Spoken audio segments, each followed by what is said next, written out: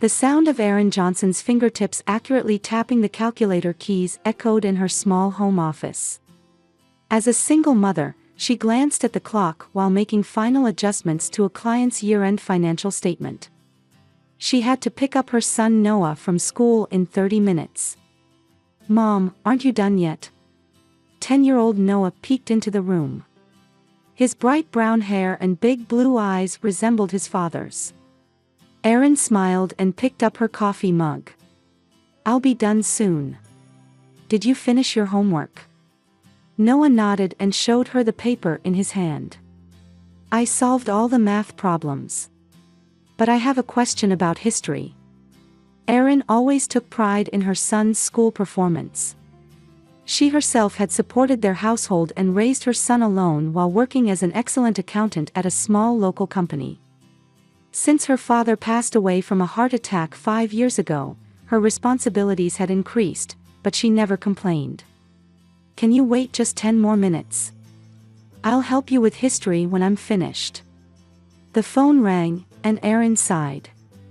It was from her mother, Vivian. "Listen, Erin. We need to talk about tomorrow's dinner party." Vivian's voice always had a demanding tone. "Amanda is bringing her fiancé. You'll be coming, won't you?" Erin frowned.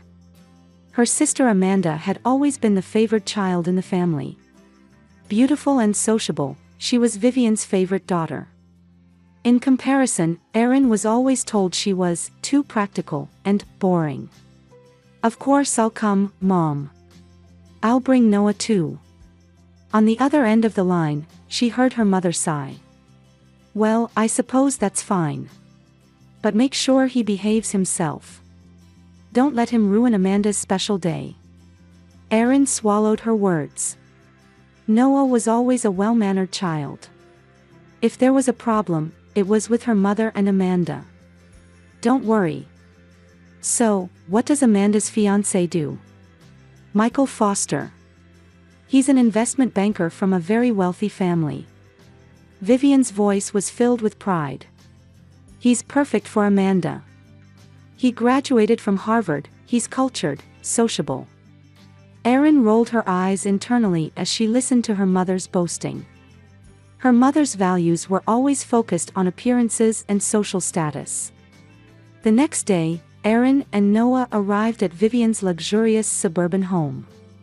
Taking a deep breath at the entrance, Erin gave Noah's shoulder a tight squeeze. "It's okay, Mom," Noah said. "I know Grandma and Aunt Amanda don't like us very much."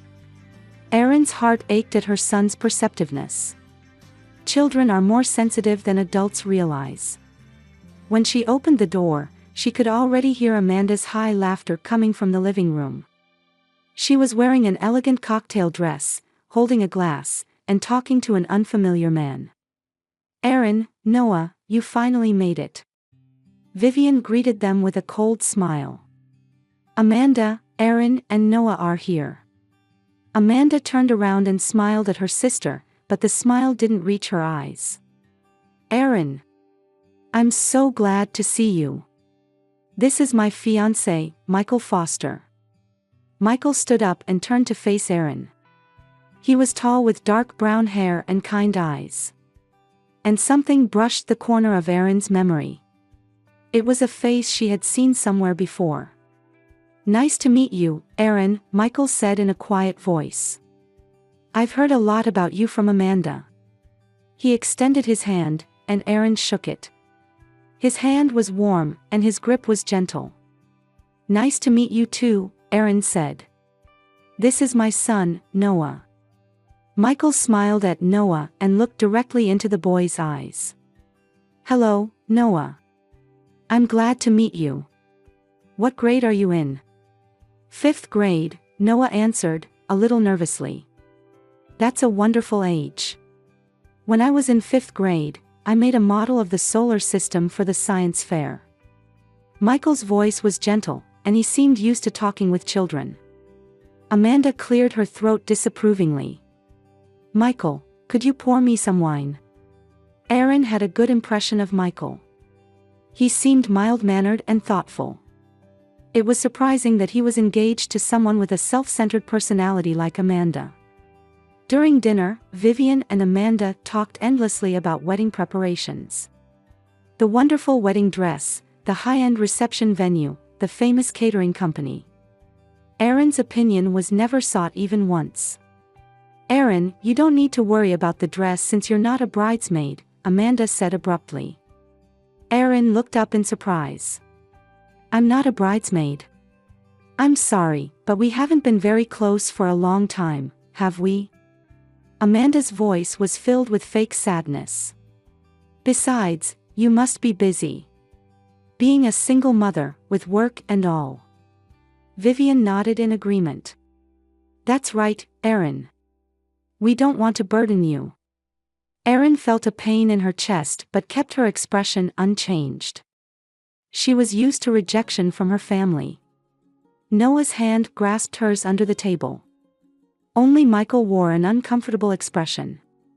He cleared his throat and quietly said, "But isn't family participation important?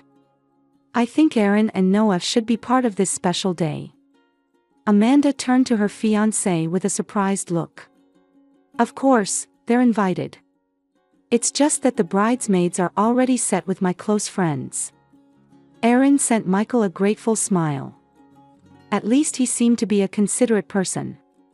After dinner, while Erin was helping with the cleanup, Michael came into the kitchen. "Can I help?" he offered. "It's fine, I'm used to it," Erin answered. "Amanda and Mom expect me to fill the practical role." Michael silently watched her for a moment. "You're different from what Amanda told me," he said quietly. "What do you mean?" "Nothing," Michael smiled. "I just hope we'll have more chances to talk with you and Noah." After he left, Erin was struck by a strange feeling. Michael's face flickered in her memory. She must have met him somewhere. But she couldn't remember when or where. In the car on the way home, Noah suddenly said, "Michael seems like a nice person. I wonder why he's marrying someone like Aunt Amanda." Erin couldn't help but laugh. "Noah, you shouldn't say things like that." But deep down, she had the same question as her son. As the wedding preparations progressed, Erin felt increasingly alienated from her family. Amanda and Vivian didn't share the wedding details with her or ask for her opinion. Still, she quietly handled the behind-the-scenes work. Addressing invitations, communicating with the venue, fine-tuning details, areas where her meticulousness as an accountant came in handy. "You're helping again." One day, Michael stood beside Erin as she worked on preparations. "Amanda seems too busy to handle these practical matters herself." "Don't worry about it. I'm good at this kind of thing," Erin shrugged. Michael observed her for a while before saying, "You know, you seem familiar somehow." Erin stopped and looked up at him. "I've been feeling the same way. But I can't quite place it." At that moment, Noah came running into the room. "Mom, Michael. I finished my homework." Michael smiled at Noah. "What kind of homework was it?" "A history project. I researched the Roman Empire," Noah answered proudly. "Really? I love history too." Michael sat down next to the boy and showed interest in his project. Erin felt a warm feeling spread in her chest as she watched the scene. Michael seemed to have a genuine interest in her son. Amanda's fiancé was clearly different from the men in the past who never bothered to meet Noah despite becoming part of her family. A week before the wedding, Michael made an unexpected phone call. "Erin, I want to talk to you about something," his voice was serious. "I want you to be the maid of honor." Erin was so surprised she lost her words. "But Amanda didn't even choose me as a bridesmaid. I asked her myself." Family is important. Especially on important days like a wedding. There was determination in Michael's voice. Amanda eventually agreed. Erin felt conflicted. She doubted her sister was truly happy about it, but she was filled with gratitude for Michael's warm gesture. The next day, Vivian called Erin in a fury. "Amanda is crying. Why did you ask Michael for such a thing?" "I didn't say anything. Michael suggested it himself." "I can't believe this," Vivian spat out. "You always make yourself look like a victim and try to ruin Amanda's life. This is her special day." Erin took a deep breath to stay calm. "I want Amanda to be happy. If she truly doesn't want me to be her maid of honor, I'll decline." "You can't decline now. Michael has already decided." Vivian's sigh was audible. "Just don't stand out too much. This is Amanda's day." On the wedding day, Erin arrived at the church early with Noah. She wore a modest sky blue dress. It might have been too simple for a maid of honor, but it was out of consideration not to upset Amanda. "Mom, you look beautiful," Noah smiled. In the preparation room, Amanda was surrounded by bridesmaids, dressed in an extravagant wedding gown. When Erin entered, her sister merely glanced at her and gave a cold nod. "Well, Erin," Vivian said with pursed lips. "That dress is, well, it's just like you." The ceremony proceeded solemnly. Erin stood behind Amanda, maintaining a smile as she gazed at Michael's gentle expression. He occasionally glanced at Erin, smiling reassuringly. The reception began, with the entrance of the bride and groom, toasts, and dancing. Erin sat at a table with Noah, quietly enjoying their meal. Soon it was time for speeches. Amanda stood up and took the microphone. She looked around the room and turned her gaze toward Erin. Suddenly, her smile transformed into a malicious expression. "Everyone, thank you for coming today," Amanda said in a sweet voice. "I'm happy to share this special day with family and friends." After talking about the joy of marriage for a while, she suddenly pointed at Erin. "By the way, this is my sister Erin. A single mother who has lived without being loved by anyone." Uncomfortable laughter rippled through the venue. "Anyone want to take her in?" The blood drained from Erin's face. Noah's small hand gripped hers tightly. "Just kidding, just kidding," Amanda said with a laugh. Some in the audience laughed, but many shifted uncomfortably in their seats.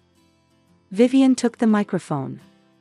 "Our eldest daughter is always so serious and boring," she said in a glossy voice. "She's second-hand goods, but still usable. Comes with a defective son." This time, laughter erupted from various parts of the venue. Erin sat frozen. Tears welled up in Noah's eyes. "Mom," he said in a trembling voice. Erin slowly stood up and took her son's hand. "Let's go," she said quietly. But at that moment, from the corner of her vision, she saw Michael slowly rising. His face was red, clearly restraining his anger. The venue fell silent, all eyes turning to the groom. Michael took a deep breath and moved away from Amanda to take the microphone. His eyes caught Erin's, trying to convey something. The venue became deadly quiet. Michael's expression showed a severity never seen before. With the microphone in hand, he began to speak slowly, emphasizing each word. "Ladies and gentlemen, today has become a day when I make the most important decision of my life. However, it is not the decision you might think." The smile disappeared from Amanda's face, replaced by confusion. Vivian stood frozen. "First, let me say a word about that speech just now." Michael's voice was calm, but clearly suppressing anger. "Those words directed at Erin and Noah were cruel and thoughtless. I cannot share such values." Amanda started to open her mouth, but Michael quietly raised his hand to stop her.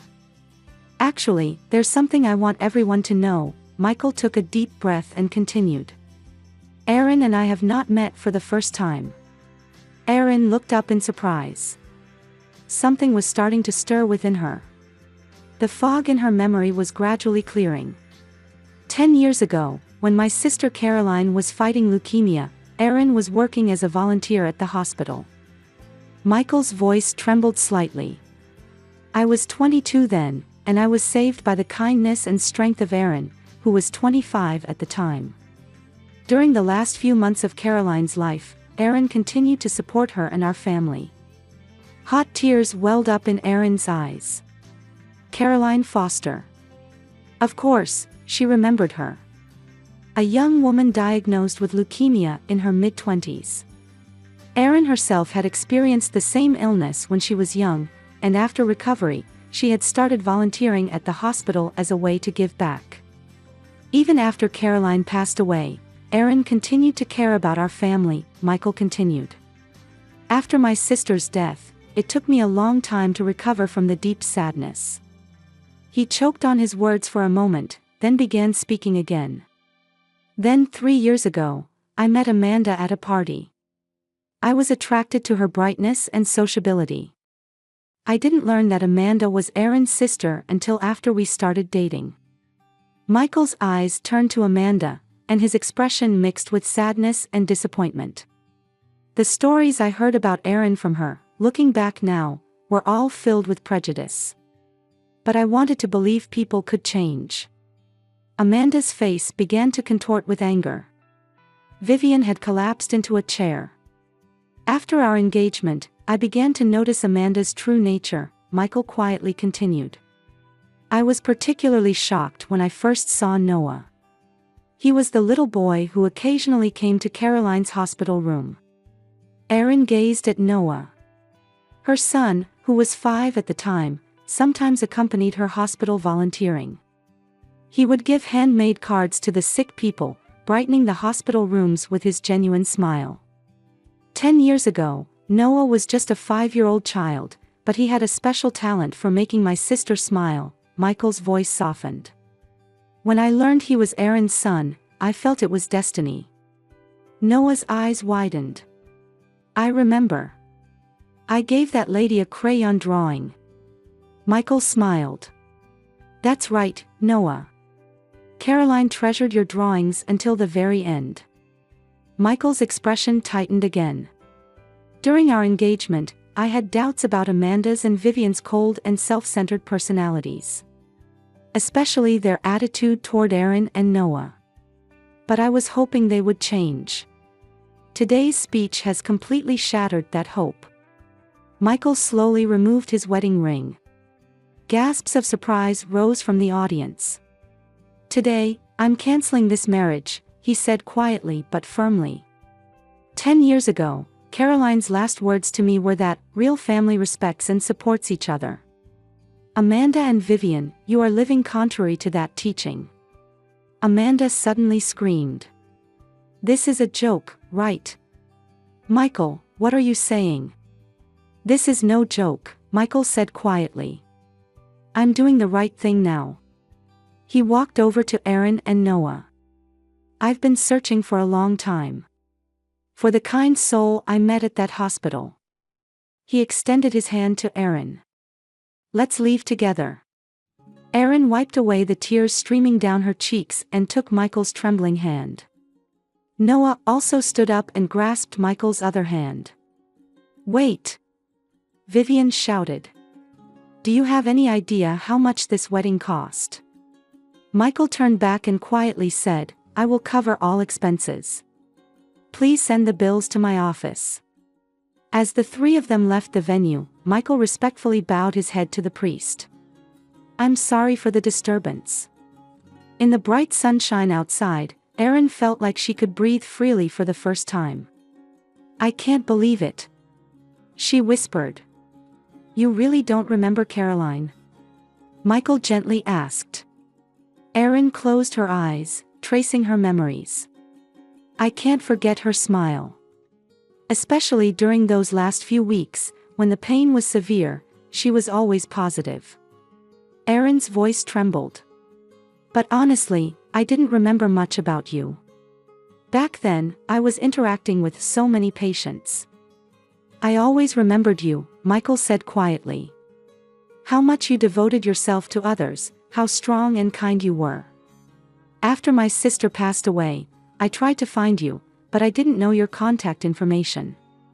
Noah looked up at the two of them and asked, "What are we going to do now?" Michael placed his hand on the boy's shoulder. "How about we have a quiet meal somewhere? And, let's talk about what happens next." Erin smiled.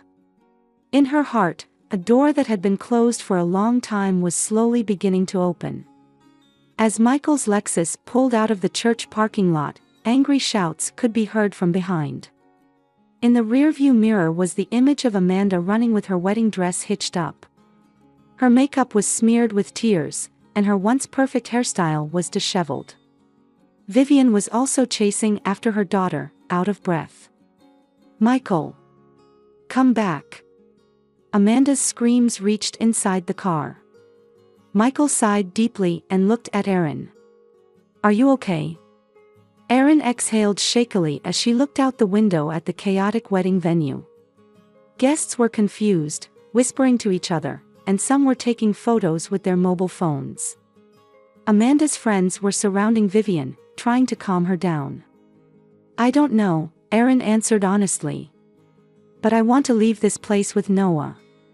Noah was quiet in the back seat, but his eyes still showed traces of tears. "Mom, are you okay?" he asked in a small voice.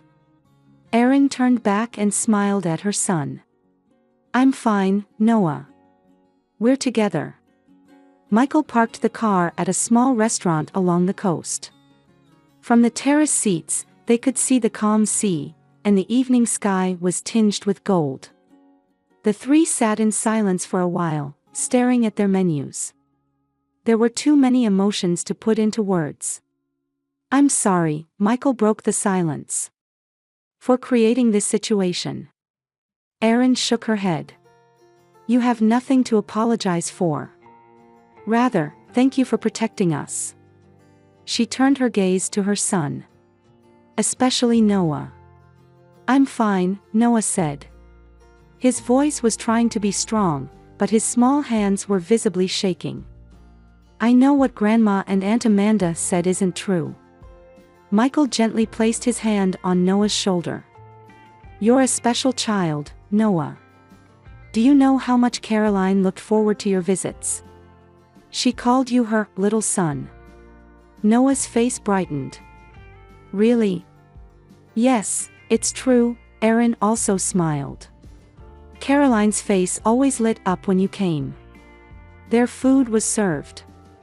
Erin ate with a sense of security she hadn't felt in a long time. Michael's quiet presence was strangely comforting. "Michael, tell me," Erin hesitantly asked. "Why did you get engaged to Amanda? Did you really love her?" Michael thought for a moment before answering honestly. "At first, I was attracted to her brightness. After losing Caroline, my world had sunk into darkness. Amanda was full of energy, and being with her made everything around me seem brighter." He continued, turning his water glass. "And when I learned she was your sister, I felt something like fate. Even if I couldn't remember you, maybe I felt some connection." Michael smiled ruefully. "But as time passed, I realized Amanda's brightness was superficial. She constantly sought attention and lacked compassion, especially toward her family." "Yet you still plan to marry her?" Erin asked curiously. Michael shrugged embarrassedly. "I believed people could change. I tried to see her good side. And..." He hesitated. "And..." To be honest, it was difficult to change a decision once made. The expectations from others were also high. Michael looked up and gazed at Erin. "But today, seeing you and Noah treated that way, I couldn't ignore it anymore. I had to follow my true feelings." His mobile phone rang, and Amanda's name appeared on the screen. Michael sighed and ignored the call. But it soon started ringing again. "Maybe you should answer it," Erin suggested. Michael reluctantly answered the phone. Amanda's shouting voice leaked from the speaker. Erin and Noah tried to focus on their meal, but they could hear Amanda's fierce accusations. Michael responded in a calm voice, though occasionally showing a tired expression. Amanda, I've made my decision, he finally said firmly.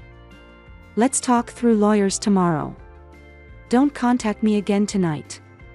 After hanging up, a heavy silence fell. Sorry, Michael said apologetically. Erin shook her head. Don't apologize. This situation is complicated, isn't it? Where are we now? Noah suddenly asked. The adults exchanged smiles at his innocent question. Now? Michael considered. Maybe at the beginning of a new path. After dinner, Michael drove Erin and Noah home. Stopping the car in front of the apartment, he walked with Erin to the entrance.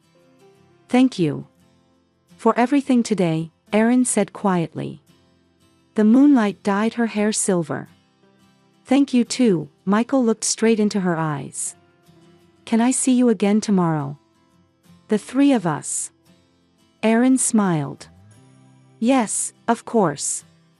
Mom, ask Michael. Noah suddenly appeared at the entrance. He said he'll tell me all about Caroline. Michael laughed. Of course, Noah. I promise. Erin stood at the entrance, watching Michael return to his car. As he turned back and smiled at her, a warmth spread through her heart. Upon entering the apartment, there were several angry messages from Vivian on the answering machine. Erin. How could you do this to us? Amanda is hurt. You brainwashed Michael, didn't you? Erin sighed and deleted the messages. Noah, take a bath. You have school tomorrow. Mom, Noah tugged at Erin's sleeve. Do you like Michael? Erin was surprised by her son's straightforward question. I don't know him well yet, Noah. But he seems like a good person. I like him, Noah said with conviction.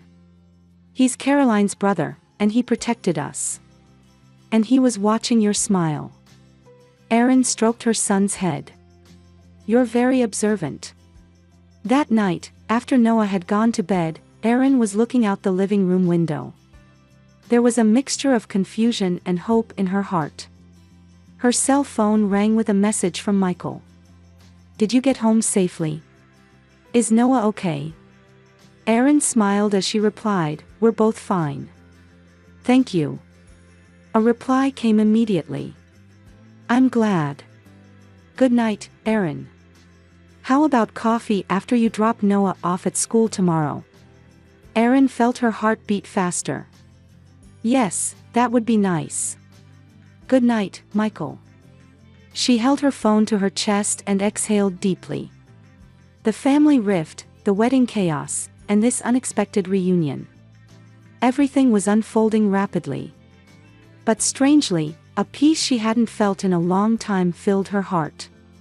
1 year later in autumn, with the beautiful maple leaves changing color, Erin was hanging the sign for her new accounting office in Maple Park. The words, Johnson Financial Services, gleamed in the morning light. The small business she had started with Michael's encouragement and support had gained a local reputation in just a few months. Mom, hurry up. We'll be late for school. Noah called out energetically. Now 11 years old, he had grown taller and wore a confident expression. Selected as captain of the soccer team, he was now popular at school. I'm coming. Erin smiled at him. The changes in life were evident in her as well. Her shoulder-length hair had regained a healthy shine, and there was a light of confidence in her eyes. I'll drive him, Michael poked his head out from the entrance of their new home. Since last Christmas, the three had been living together. They weren't engaged yet, but their bond deepened day by day. But don't you have an important meeting today? Erin asked worriedly. Michael shrugged. Being 30 minutes late won't end the world. It's Noah's important day. They stopped by a small cemetery in the center of the city. After placing fresh flowers on Caroline's grave, the three quietly put their hands together. I kept my promise, sis, Michael whispered softly. Erin held his hand, and Noah placed a small stone on the gravestone. It was a special custom between Caroline and Noah. "I still feel like she's watching over us," Noah said quietly. Erin leaned against Michael, resting her head on his shoulder. "Thank you, Caroline," she said in her heart. A few miles away, Amanda was packing her belongings from her luxury apartment. After the wedding scandal, she had gradually become estranged from society, and her former friends had drifted away. Especially after Vivian tried to file a lawsuit, even after Michael had paid for all the wedding expenses, she lost her last supporters. Amanda was preparing to move to a small apartment. She could no longer maintain her lavish lifestyle and had to learn to live within her own income for the first time. The same was true for Vivian. Her friends avoided her, and her life full of vanity gradually became a lonely one. Occasionally, she tried to contact Erin, but always received a cold response. She was finally beginning to understand that her actions had created an irreparable rift. On Christmas Eve evening, Erin, Michael, and Noah were relaxing in front of the fireplace. Noah was already asleep, dreaming of waiting for presents. Michael quietly took a small box from his pocket. "Actually, I have something I want to give you." Erin stared at the box in surprise. When she opened it, there was a beautiful emerald ring. "This is..." "It was Caroline's," Michael said quietly. "She said, when you meet someone truly special, give this to her." Tears welled up in Erin's eyes. "Really? You and Noah have brought light to my life." Michael took her hand. "Will you marry me? Let's become a real family." "A real family is connected not just by blood, but by heart," Erin smiled, speaking Caroline's words. "Yes," she answered. "We're already a family, aren't we?" Outside the window, snow had quietly begun to fall, as if announcing a new year and a new beginning.